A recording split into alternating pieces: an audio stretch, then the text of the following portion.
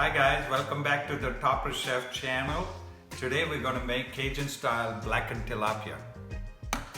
Okay, so this is what I do for my seasoning. So I love this seasoning. It's got all the flavorings and all in it. So be generous with this. So that is what is going to blacken the fish. And put a little paprika on both the sides now. So this is it. You put some paprika same way. And then do it on both the sides. Flip it and do it on both the sides. Okay, now our pan is nice and hot. We're gonna shallow fry it. So just let the oil get hot. And we're gonna shallow fry our 3 tilapia pieces.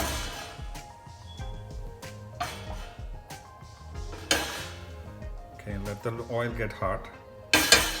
And on very medium heat, you need to put this on so it doesn't overcook or... Take your time and do this. 3 minutes on each side and the fish is done.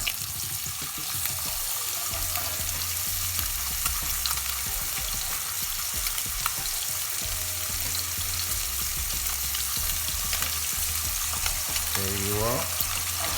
Now 3 minutes on each side.